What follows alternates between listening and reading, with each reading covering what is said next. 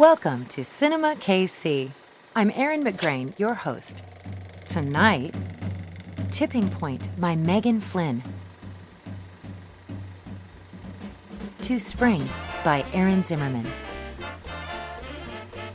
Next, we visit another KC movie location with Teresa O'Leary. Some Days Are Bug Days by Mary C. Taylor. Our KCAI Spotlight, A River Rock by Graham Carroll. On CinemaKC.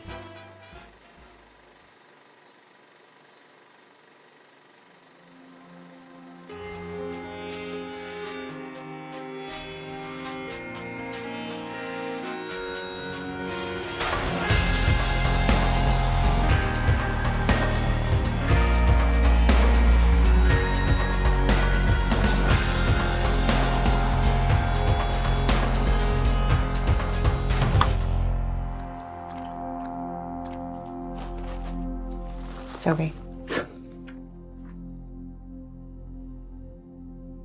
Let's go over this one more time. I was in the motel room and I was just doing my own thing. Thanks, Ainsley. Where were we? You promise this is the last time? Cross my heart.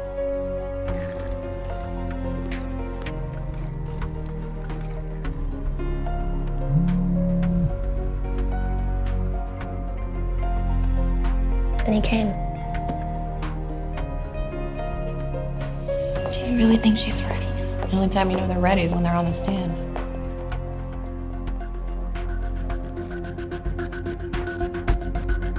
Ainsley?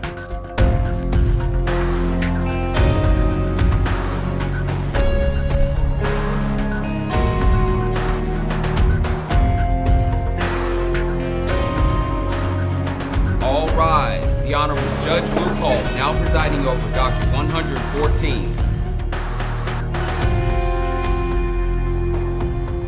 You may be seated.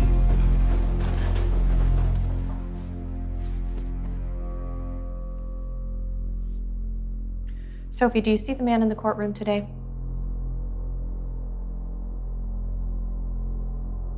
The man?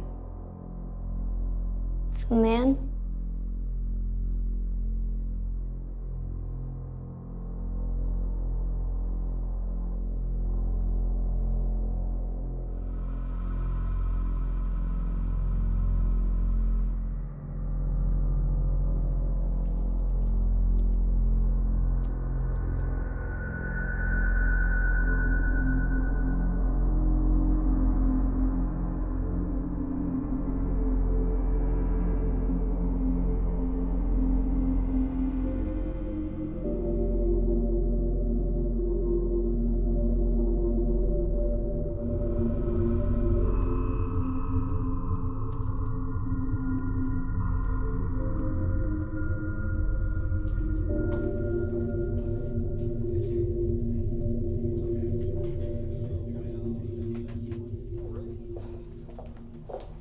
I should never gamble. Don't ever let me anywhere near a casino. Remind me, I'll get you a good defense attorney. Sophie seems so solid. Reading people isn't my skill. You know, it happens more than you think. Witnesses freeze up. It's like a stage fright, or worse, witness in the headlights. I think I'll worry about law school first.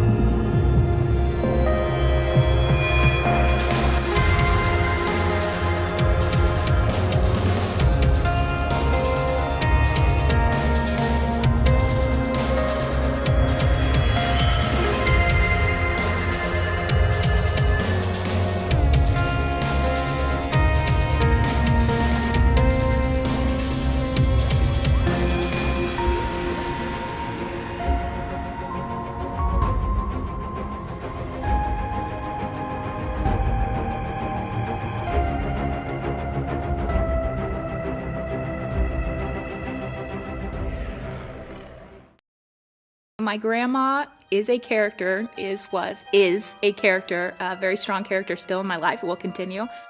My grandma's diagnosis was in March, and it was her second diagnosis. The doctor came in and told me I'm done, and I was like, okay. And so I filmed her over about 3 weeks. I didn't even tell her when I was rolling the camera. Yes, I told her I would be filming her, but that's just how she was, how she is still in my memory and will continue to be.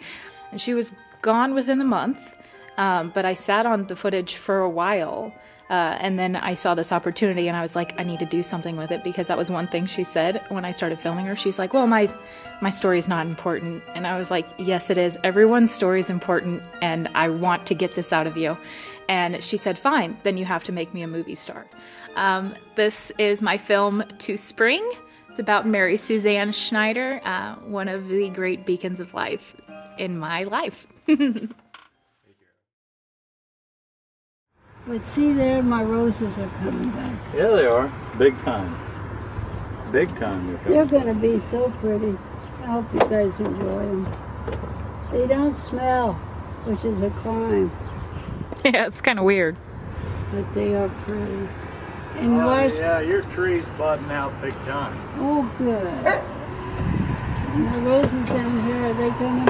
'Cause Yeah, they're all coming back too.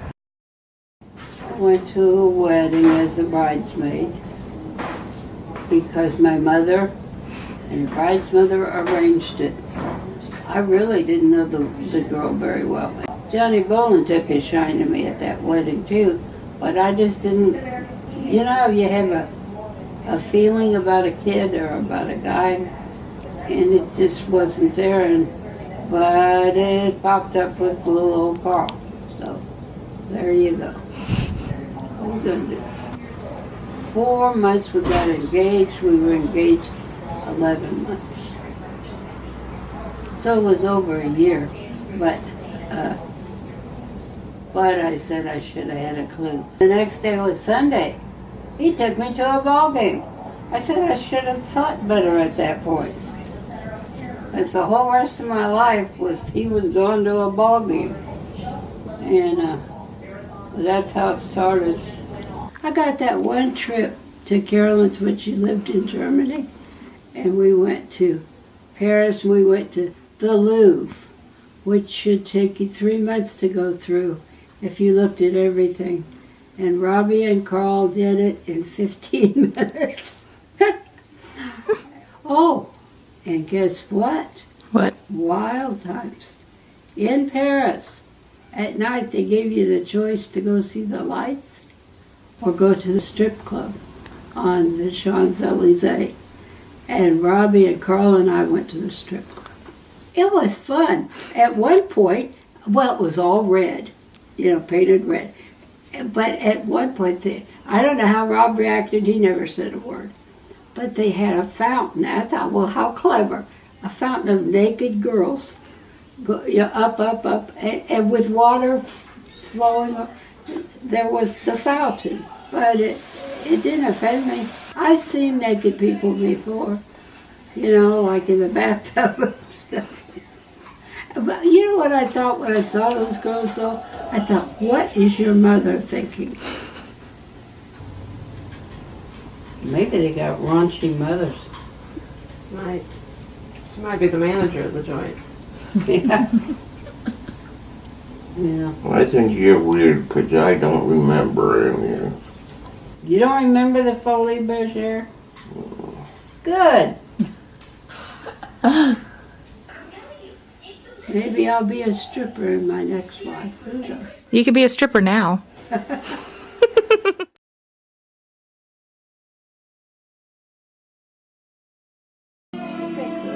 I think you could.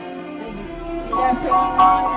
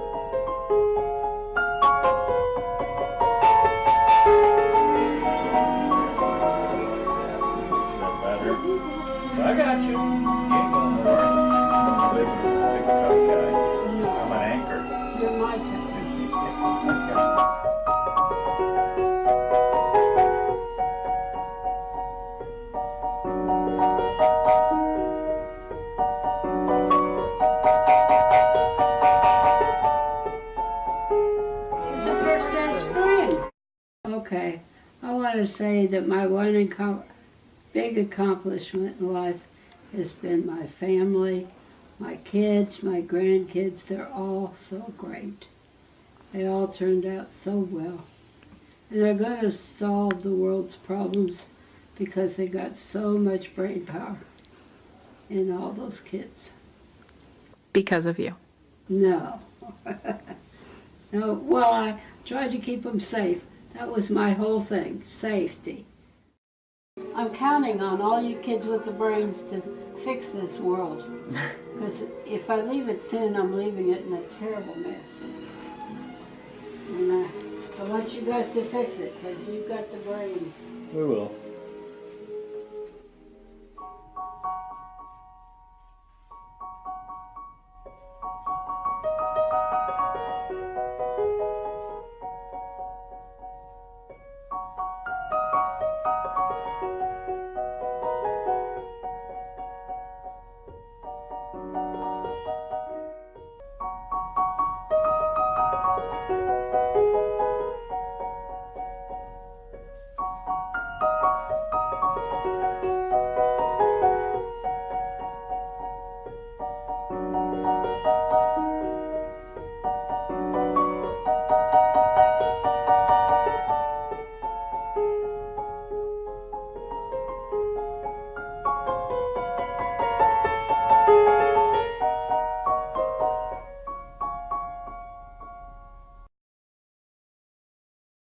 Hi, I'm Teresa O'Leary with Movie Trip. I love traveling the world and tracking down the real-life locations of my favorite movies. Today, I'm in Kansas City, the Paris of the Plains, the barbecue capital of the world, and the city of fountains. Let's get started. I'm at Union Station, the heart of Kansas City. This spectacular Art Deco depot opened in 1914, and it was one of the largest train stations in the country at the time, second only to New York City's Grand Central Station. Cars and airlines revolutionized the way people traveled, and sadly, by 1985, Union Station was obsolete and almost demolished. But luckily, its starring role in Altman's movie revived interest, and Kansas City voted to renovate it in 1996. Go. It's Johnny. My Johnny. You're the way. Money. What are you doing out here? You're supposed to be working. I am. Get back to it then. A $250 million project. Today, it's a thriving hub of culture, entertainment, and passenger train service. All aboard!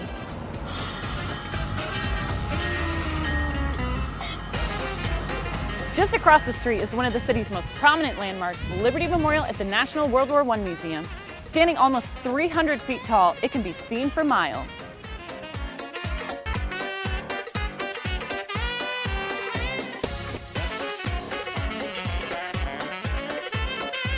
That visibility made it the ideal landmark for the makers of The Day After, about a devastating nuclear attack. It was a startling and realistic what-if scenario made at the height of Cold War tensions. Of course, the memorial wasn't damaged during filming. The special effect was achieved using a fiberglass model. For some of the best views of downtown Kansas City, take the elevator all the way to the top. That does it for now. Thanks for watching. I'm Teresa O'Leary. See you next time as we unearth more of Kansas City's secret movie history.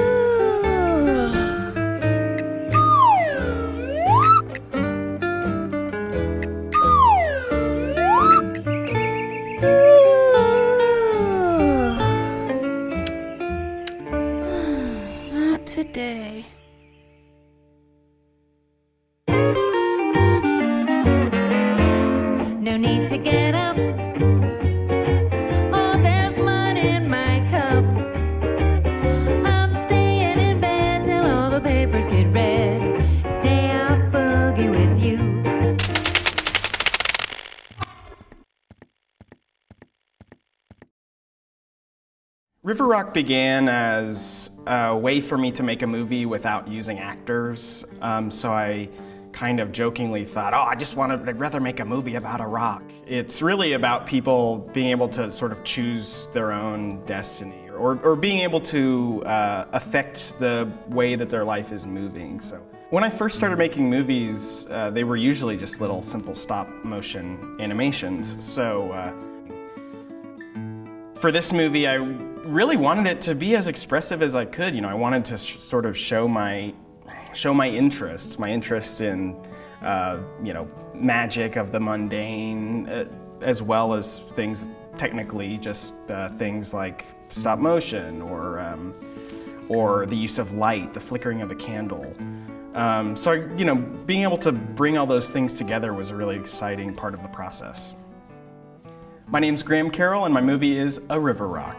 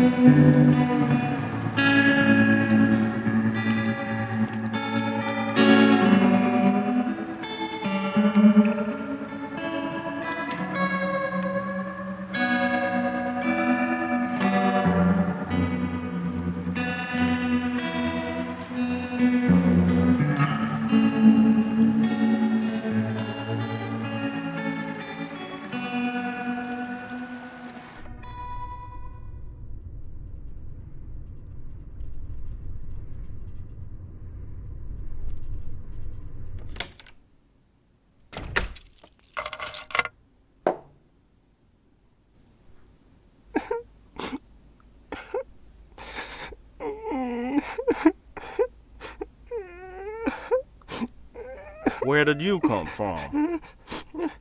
I'm from the river. Surely you're jesting. No. Excuse The river? me? You're so round. That's because I've been in the river so long. Every time a river rock touches another one, a little piece of them falls off. If a rock stays in the river long enough, it will become round and smooth like me. Boring! Well, where are y'all from? Well, can't you tell? We're from the Museum of Natural History. Will you excuse me for a moment? I fear our guest may be a hillbilly? Please, don't be rude. Excuse me, how do I get back to the river from here? I want to go home. You wish to go back? I'm sad without my friends. I belong under the cool water with the fish and the birds. I don't belong here in the city. I'm just a plain old river rock. Please forgive us. Your home sounds beautiful, even if it is rather... gross and wet? Will you please desist? Sorry. We too miss our old home. Though it has a lovely view, this windowsill does lack a certain je ne sais quoi. Does that mean you'll help me? I do believe I have an idea. Come here, you old pussycat. Come on, jump up here.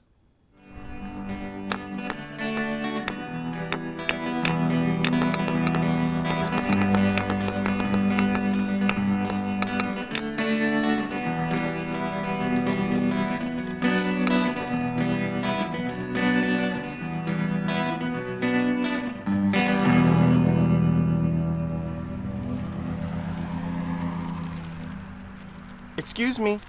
Yeah? Can you tell me how to get to the river? Just keep heading downhill. Thanks. You're a very nice... what are you? Yeah, I'm a newspaper, see? Humans need me to know what's happening in the world. Oh, that must be nice to be needed. You bet it is. But they only needed me for one day before they threw me out. Now I just fly around aimlessly. Do you think you could fly me to the river? I can try, but I doubt it. I'm not much use to anyone anymore. Let me just come around here. Yeah. Well, thanks for trying. I'll just wait. Something's bound to come by eventually.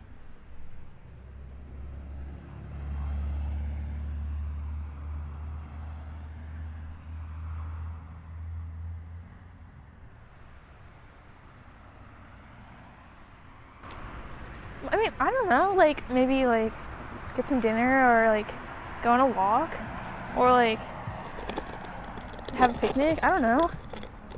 What if I made us some pizza? Wouldn't that be fun? Well, what would you like to put on the pizza? We could put something else on the pizza. Doesn't need to be carrots. Pepperoni? Yeah, okay. I don't really eat meat, but that'd be fine.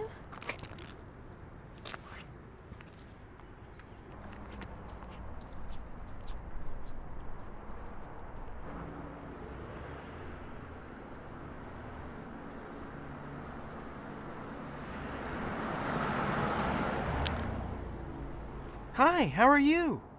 I've been better. Why'd you get thrown out of that car? That person smoked me and they left me here to die. Oh, gosh. That's pretty mean of them. That's why they made me. I'm just here to give humans something to do. We all are. Not me. I'm a river rock and Kid, I'd love to talk, but I'm literally dying over here. Poor old cigarette.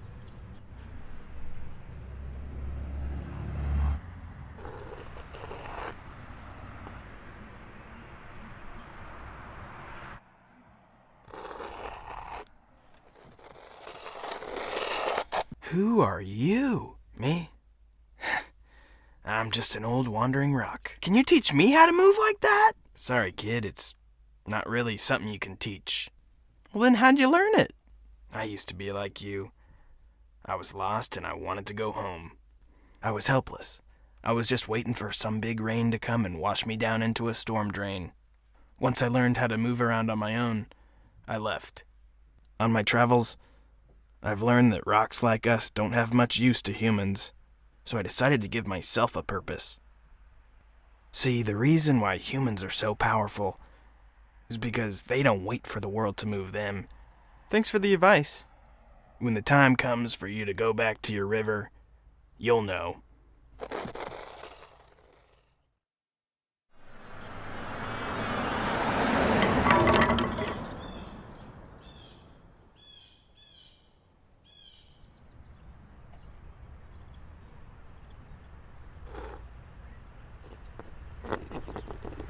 They don't wait for the world to move them.